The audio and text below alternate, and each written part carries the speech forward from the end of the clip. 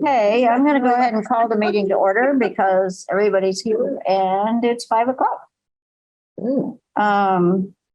How the agenda, I need a motion to approve the agenda or else comments about changes that need to be made. I move we approve the agenda. Seconded. All in favor? Aye. Right. No public discussion, I guess. So we are on to item 4A, which is Ellsworth. Lots of information in this packet about the end of year finance and statistics. For some of you, this has you've seen it many times and probably know all the ebbs and flows like we do, or better than we do.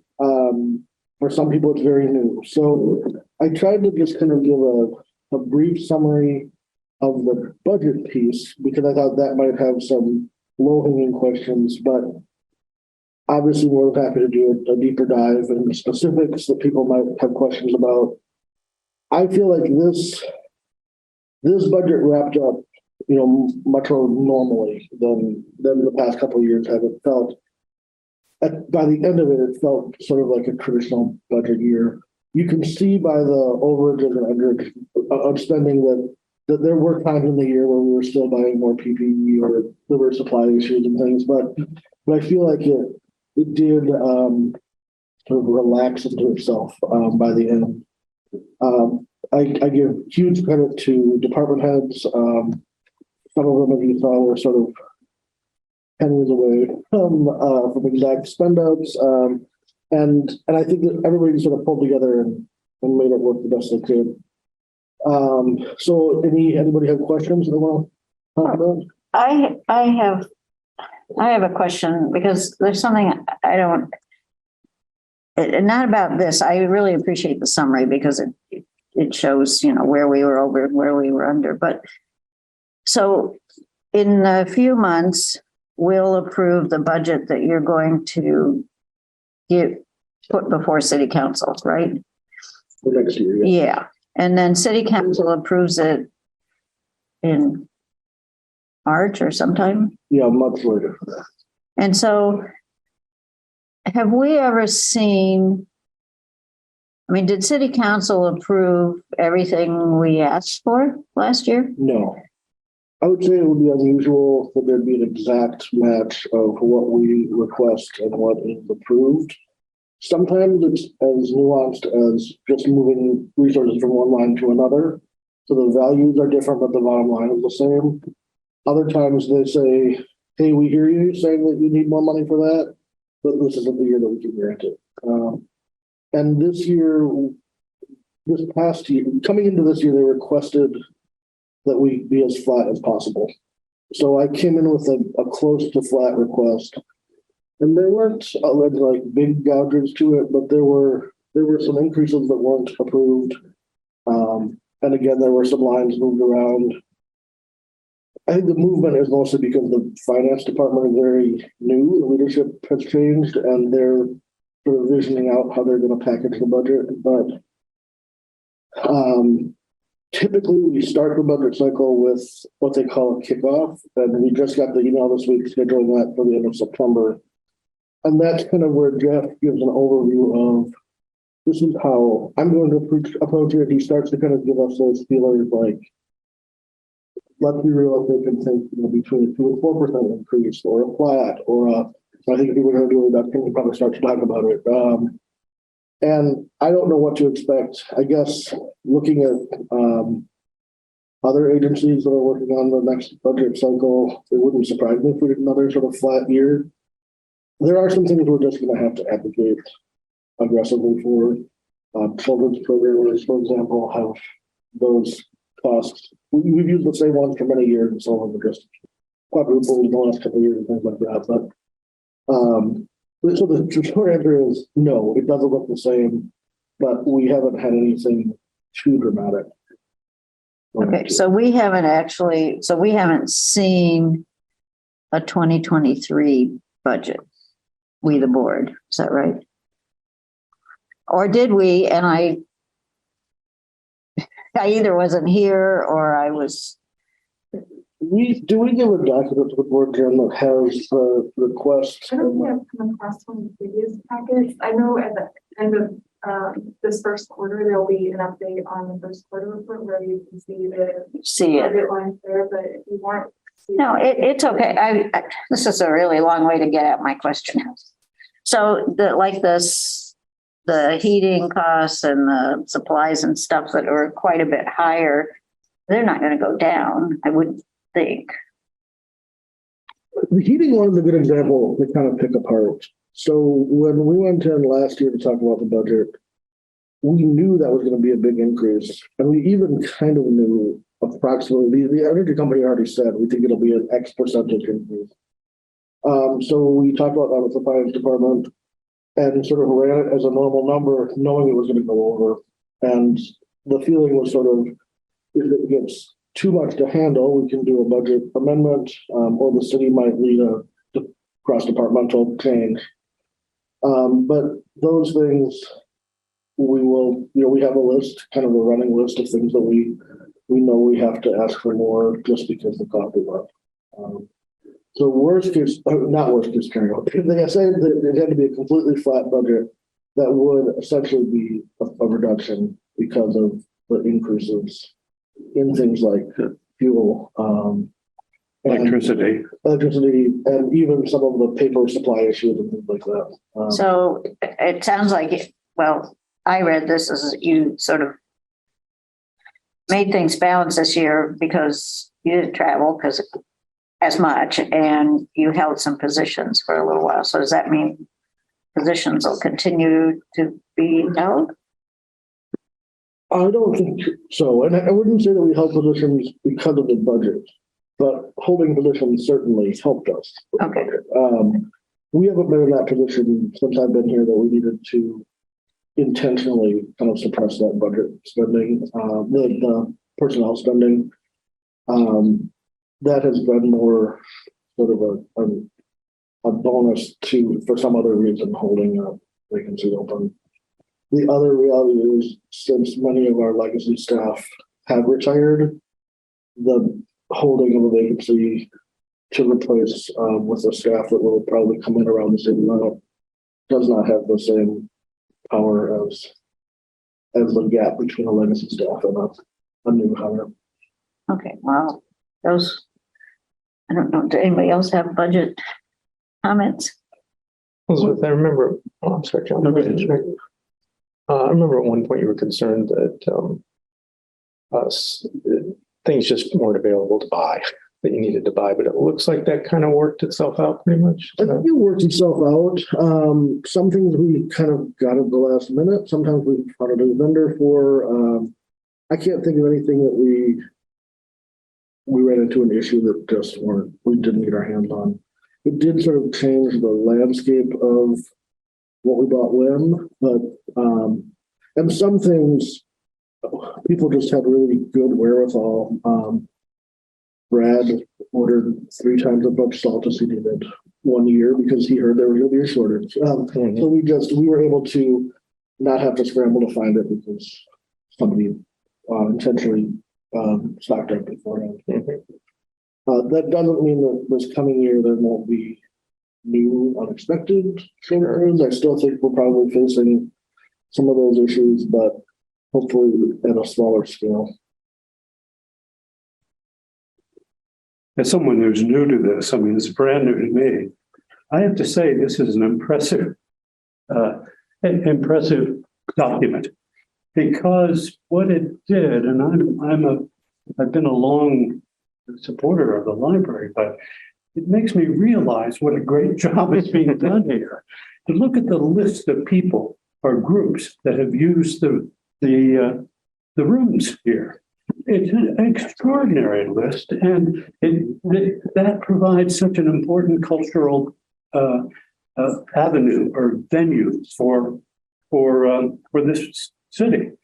I don't quite know some of the language that's being used, but it's quite clear there's a distinct outreach to people in the community who might not ordinarily be the people who walk in here, which is admirable. And it's quite clear, it comes through in this document. And there were just any number of other things. I thought I was kind of stunned by the number of reference requests that had been fielded here in the age of Google. I mean, you'd think that would evaporate because people can find it themselves. Anyway, I've got some comments on particular things, but I just want to say that as a document about the library, it's very heartening. I mean, whatever the budget is, it's very heartening because the library is doing what it ought to be doing, which is being a central resource, cultural resource in the community.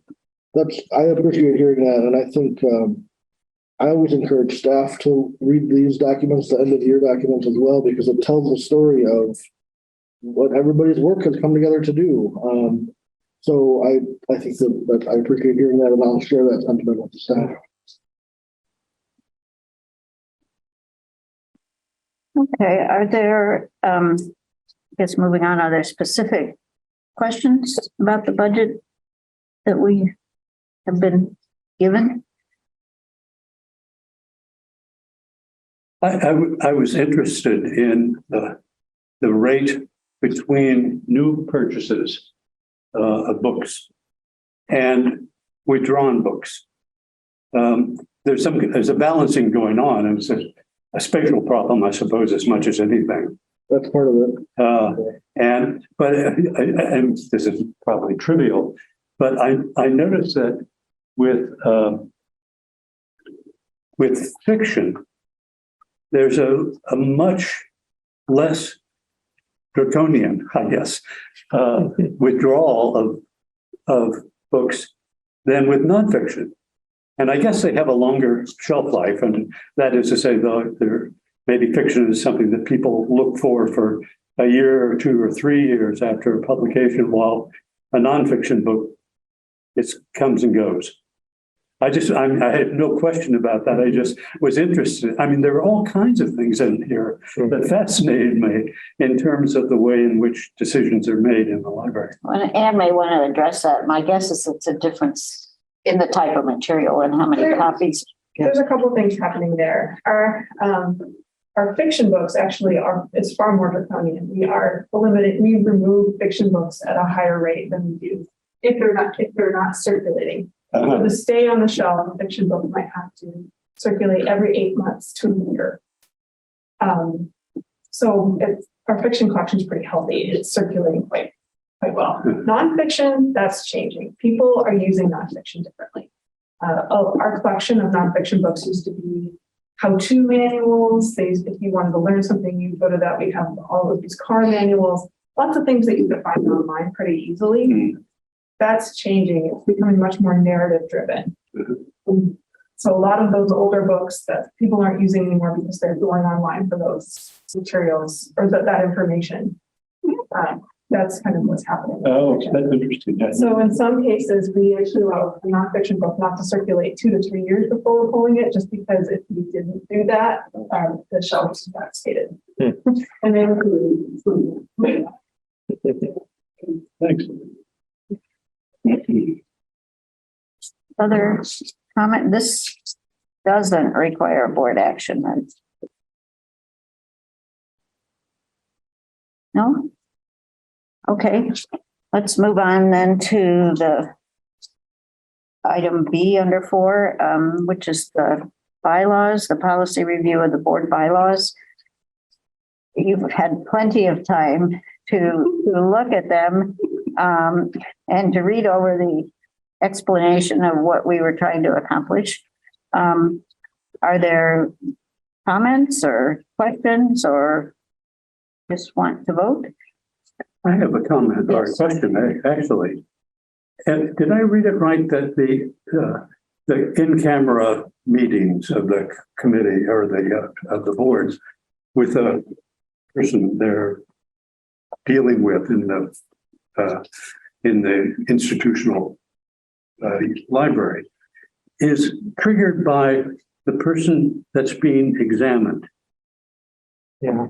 So in a personnel review, the person has to request a closed meeting and the other criteria have to be met, but without that request, we can't, So the committee or the trustees can't do that. not without a request from the They person. can under special conditions if there's a legal case going on. Yeah. And there's state code that does allow us to. But for a general personnel review, it would be requested by the employee. The closed session thing, we sort of made a editorial decision not to try and list all the reasons you can go into closed session, because basically the reason this organization goes into closed session is when we do the director's review.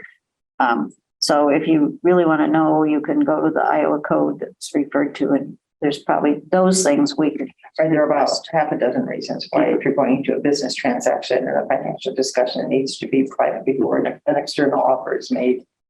Then you're allowed to go into the closed session. So for example, if you were to buy a piece of land, that might not be open session. It's only if it is going to interfere with the actual business of the library to be open session that you would do this. But it's very specific. Yeah, the policy really just reflects the code. Okay. So if Ellsworth wants it to be a public discussion, it's his prerogative. In my 6 years on the board, that's But not these are happening. things that do happen because our top trustees and directors are in conflict. And you may want it to be open. The employee may say, I want witnesses. Clever. Other questions or comments? No? I had one question Yeah. about, let's see, I'm in Article 6, Section 3, that addition about, one, the limitation of 5 minutes, which makes a decent amount of sense. I'm assuming that's one of the additions that was a reflection of what we heard from city council and following their. City council is actually 3 minutes, if I recall. So this is on the longer end for Yeah. the Okay. involvement, yeah. The curiosity I have has to do with trustees not being, cannot engage in discussion or debate during the public comment period. I think I understand the thrust of that, but I want to make sure I understand that. Well, and I was reading this, what it means is you can't, well, I'm going to use the example that happened once when I was here, and there was a guy, he was on the sex offender list and he was petitioning to have access to meetings in the meeting rooms or programs being given in the meeting rooms, and the board policy says he can't. So he brought his lawyer and he gave quite an impassioned plea, and you really wanted to say, well, maybe we'll look at it, but you can't. Okay. So basically I suppose if the person were mumbling and said something and you didn't understand it, it wouldn't be out of order to say, I didn't get that. Could you say it louder or something? But you can't explain to them why what they're asking for we can't do. Okay. And DJ, part of it is you have to adhere to a public agenda. And it will allow the discussion to move off agenda, and you're not allowed to do that. Okay. Yeah. So you can put the item on after for the next meeting's agenda, and you can ask for clarification. Then it's on the agenda, then it's more transparent. It's Okay. public knowledge that that issue will be discussed. Okay. That one just stuck from you. Like, Yeah.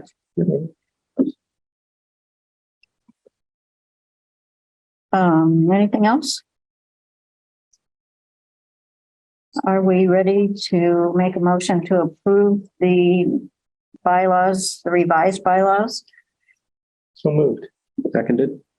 All in favor? Aye. Okay. So can I ask a implementation question of when will these be made public? So that people who want to come and speak will know there have been modifications. I think we can do that right away. I usually do it. So it will be enacted immediately for the next meeting.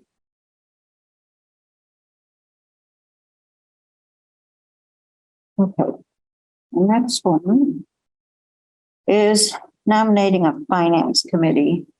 This is a new committee that the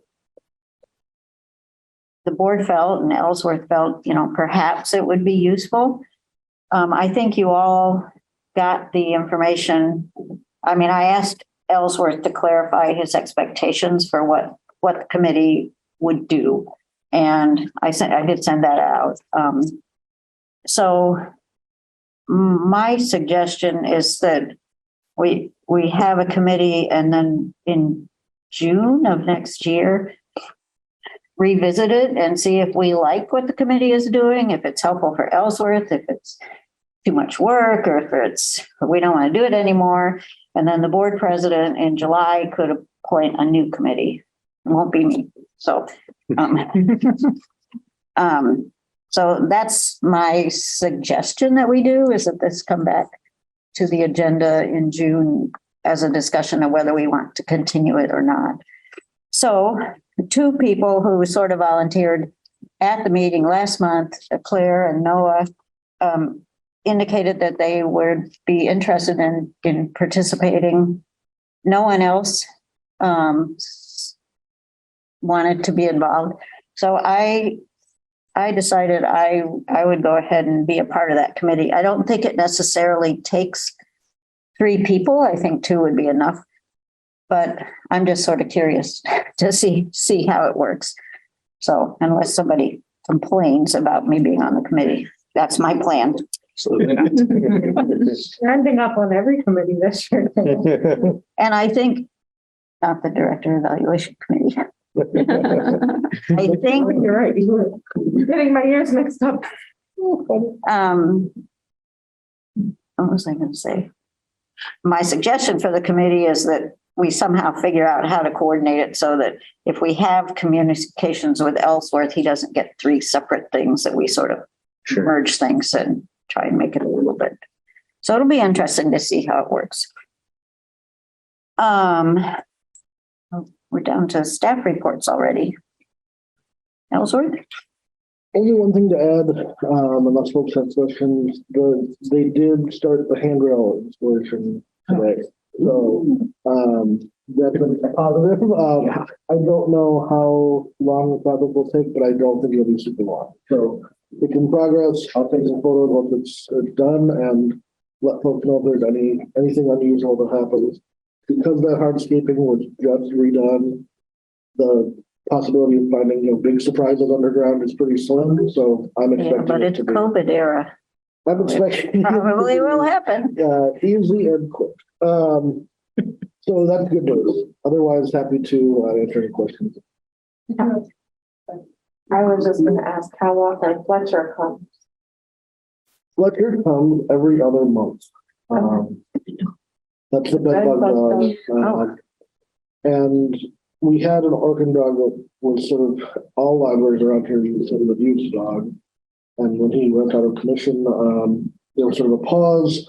And Fletcher's handlers actually approached us, and they came in one day to the business office and said, we're just sort of making ourselves known. It ended up that Fletcher had gone to the same training facility as the previous dog. And we thought, let's give him a shot. The first inspection, nothing was found, so we don't have a lot to judge on yet. But honestly, we kind of hope that's always the case. Previously, have you had one found by the dog or? The previous dog has hit on things. I don't know if they were manually discovered after it hit on them. Because we would usually then have Orchid will come in and look at that area. Address that area. Although maybe in a non-book area once, it was before I got here. Yeah, we had we had a major infestation with a common people who we could not find. That's awesome. How does it do it? It's sick. It's just a sentence. I know, but Well, that's awesome. The way they're trained is they can sit on the egg stage as well as, and then they can uncut throughout the life cycle. Amazing, amazing. And we obviously have that dog in the morning when we're not open, and we don't have them traipsing around in the middle of the public. Although they did offer that if we ever were concerned, they could come in strategically when public was here to see if the dog identified any particular area of the building. it would probably make a really interesting program, presentation about how bed bug dogs work. We can let you know, anybody's welcome to come in. Breaking even on the dog. Never to meet a dog. Oh, Dog is it? Yeah, I wish the school district. Must be a big one. Why that's. Yeah. We've had. Oh, really? Student. Black covered fever, some black shed. But I haven't met Booker yet. But we'll send out, I'll ask Brad to let us know. Brad will love this. Some dogs actually are trained to be diabetic service dogs, so they can detect low blood sugar. Amazing. So we've completed interviews for the development coordinator position. Tom was able to come represent the board to watch the presentation part. Bob McFadden came to represent the Friends Foundation, and we have not identified candidates for any updates, but I will say that all of the finalists were exceptional. Brought a really nice interview presentation. We do have someone that we plan to pursue references tomorrow or Monday, and we're anxious to kind of work out those next steps. But really, really nice, diverse set of experience and skills. And we really appreciated folks being able to kind of pop up in the middle of the day, 4 days in a couple of weeks. And That's very interesting. And I just concur that 4 strong candidates, so. It was a great pool. I think everybody here knows that I was a little nervous about not knowing what it would look like, and it was a strong group of people. So. He's a titan, so. I know. I think it's going to be an interesting one to onboard and to sort of acclimate to that position. Okay, any other questions for Ellsworth? No? Let's see, departmental reports. We've got children's and collection. So she did tell us something about the Willet waffle. Yes. Yeah, so yeah, what is the best? Right. Or a little, that's what. It's waffle. That's our joke, but it's cookie dough, right? Cookie dough, yeah. Waffles, And the worst Skittles. So waffle is like waffle iron waffle? Because there's a picture and I thought, well, they're talking about like waffling. I love that. I will say, I had waffled tater tots from a food truck once. They were excellent. I don't know if they did that or not. We were at there. We're not invited. I would think the smell would have been rather intense. Well done. Brad was on high alert with the fire department. I'll add, it was great having summer reading programs and activities back at a high level, as having used the library a ton in the before times. We set a record with 3 activities in one day that was, Wow. that my kids wanted to do, and we came down for separately. So it's fantastic. Very much appreciated. Yeah, I think she put it in there, but the latest one was the Pokeball terrarium. Yeah, they had 2 or 3 sessions that day, 500 kids. We were, I was gonna say, we were in the library that day and we hadn't known about it and kind of decided not to because it went all the way up into the, yeah. One of my kids went to that one, and the product was a shockingly high quality. I mean, it was like a real little terrarium with the Pokemon and grass and rocks. For 500 kids? It was, I mean, it was much more than like a coloring sheet kind of a thing. I mean, they really were thoughtful about putting together these lots of hot glue guns. And it worked. And that didn't burn that library down either. He was really trying, wasn't he? Explains why we need to move batteries. Yeah, we burned through it with the It'd be glue. interesting to see Brad's services report. We've had her get. The response report. I'd say that the updates to in the children's library with the activity stations, the new kitchen. I was a little misty-eyed when I came in and I saw the new kitchen because that was the one that was replaced was the one that was there when I first started bringing my daughter here 18 years ago. So it's like, oh man, end of an era. And then seeing the new tunnel and the new alligator up on the wall, like it's Cash register. yeah. The beepings was a little, but it's fine. Small oversight. Yeah. Yeah, I'm used to taking capacitors out of electronics at homes. We might. Anne? I wrote optimistically that we were getting lots of things in, but our main vendor, Baker and Taylor, announced this week that they were a victim of a ransomware attack and we have no access to ordering materials, receiving materials, sending materials back to them, invoicing materials, and they have no idea when those things are going to come up. We have a secondary vendor that we're working through. So we're trying to get some orders through there, but things slow down a little bit. I mean, by, like, seriously, they have no idea. It could be months or days or. It seems from ransomware attacks, things come back pretty slowly. And so we'll see what the terms, I mean, they won't provide that information. Right. If they'll be able to meet them. Baker and Taylor was owned by Follett for a little while, a larger company. They just became independent. They had somebody, their CEO bought the company. It was kind of good news for us but I feel bad that now that they've made that leap and don't have like a larger parent section. Right. We'll Oh, that's terrible. That's terrible. It was, obviously it was a very detailed report, but it was very informative. And it sounds like you're beginning to address the digital expense. Yeah, that's going to be our big project this year is figuring out how to balance so much of our budget going to ebooks and audiobooks when our circulation is starting to go down. And how do you maintain a backlist when you're trying to, and you have to reorder those books every 2 years. Right. Yeah. And content is available. Right. No.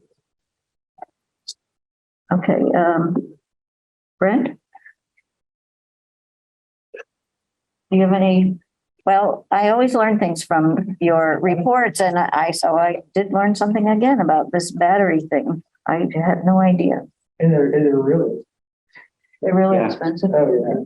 Batteries are getting a lot more expensive lately, in any.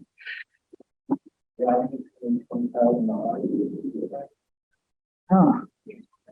That's it's not sexy or pretty or anything.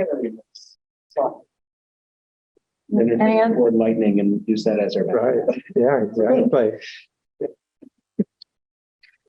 Well, it seems like for that much money, you should get more than 20 or 30 minutes. Other comments for the, one more IT Ordinance? update. There was some questions raised about room downstairs that has some technology in it.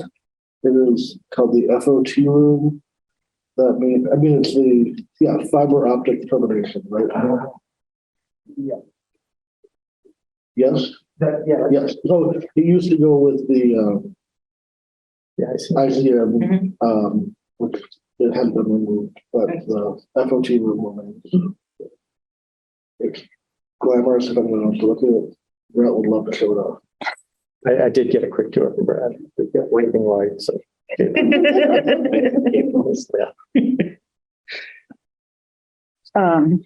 I thought, I guess that comes later in the agenda. Anything, anybody got some miscellany that they want to share? Is this the time to discuss the email challenge that you want us to notice? Well, I can provide, I think. Okay. I think I got what You're okay with it? Okay.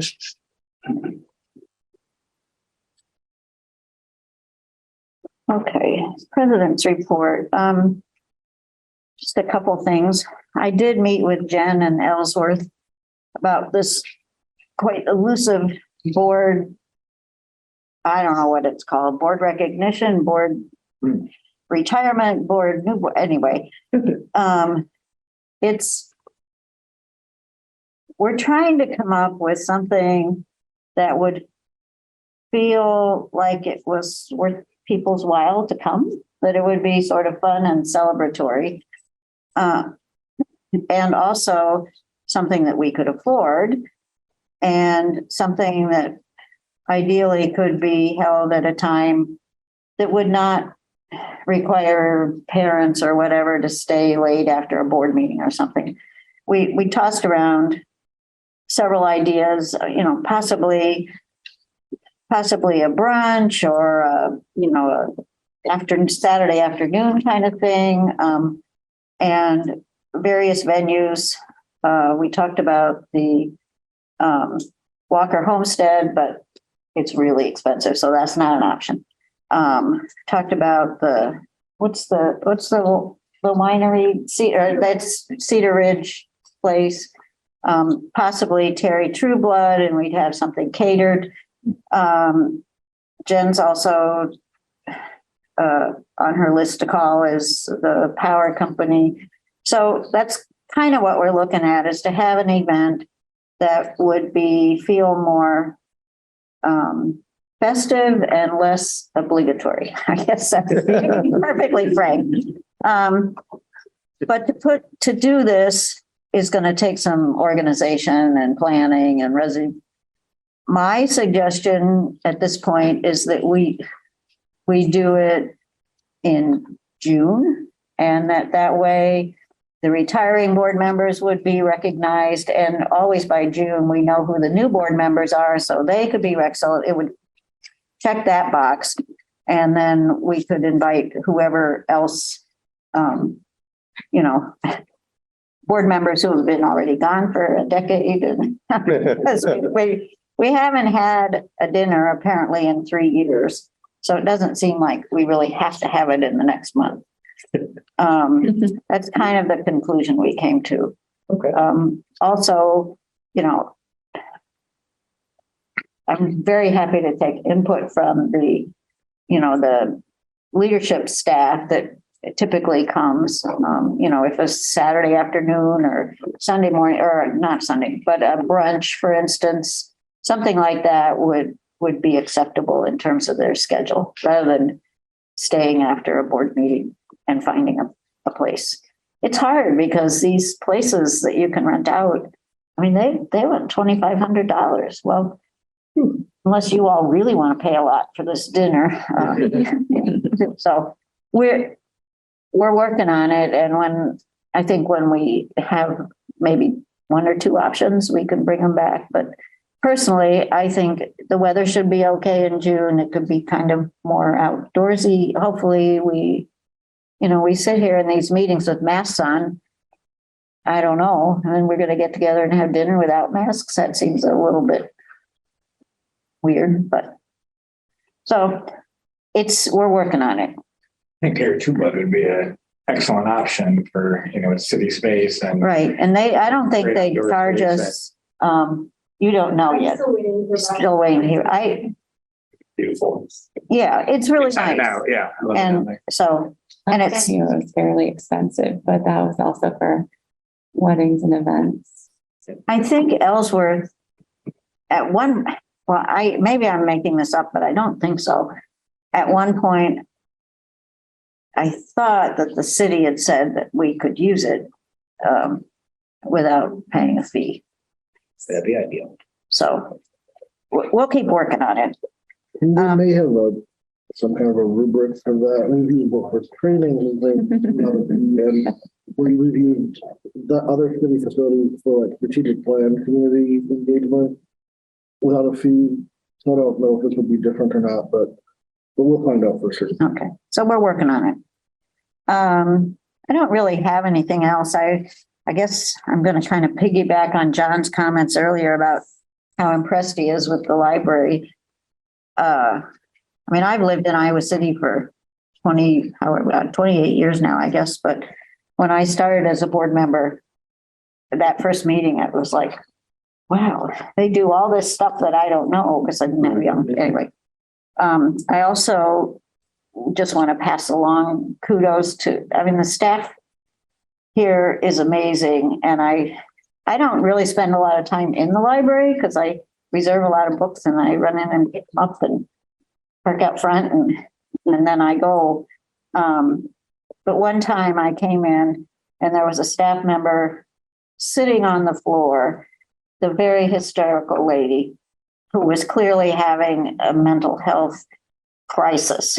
And the staff member sat there and just talked to her so calmly, and the lady wasn't calm. And then I went up to meet with Ellsworth, and there's the staff member and this lady upstairs needing to do something with the computer and entering in some numbers or something. And the lady said, I don't want to have an anxiety attack. I don't want to have an. She was clearly struggling. And the staff member started reading off the numbers, 1, 2, 3, and are you ready for it? I was just so impressed with the calmness and the kindness of that staff person. I also, when I picked up another book, there was someone at the circ desk and she talked really fast, but she clearly had 2 new university students who had come into the library to find out, what their options were. And she got it all out. I think by the time I left, I thought, man, they're just never going to go to the university library. They're only going to come here. They could check out 75 books and it's never a problem to getting a studying room. And I mean, she just did a sales job that would have made anybody proud. I don't know who she was, but anyway, you have a really, really good staff here. So that's my report. Announcements from members. I'll solicit an announcement. How's the first week of school going? Well, I remembered to come to the meeting this year, which I did not last year. So far, so good. Heck yeah. Yeah, more of an adjustment. Yeah. Same tech issues as always, because they always roll something out on the last day of school. Naturally. On June 1st, they rolled out new tech access, of course, not as dramatic as last year's. So we're looking better so far.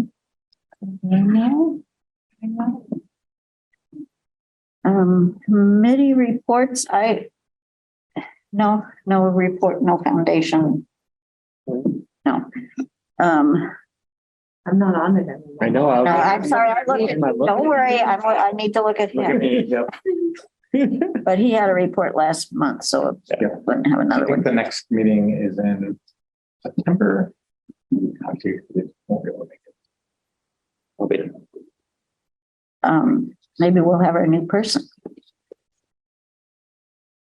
Communications. I was really impressed with Victoria's program. I thought, man, what a good idea for a program. That was fascinating. And we are at consent agenda. I need a motion to approve the agenda, or if somebody wants discussion. Move to approve. Second. All in favor? Aye. All right. Okay. Oh, I didn't notice this before. I guess we really need to set the agenda for the September meeting. I didn't notice that. Are there, looks okay? Okay. Well, then I think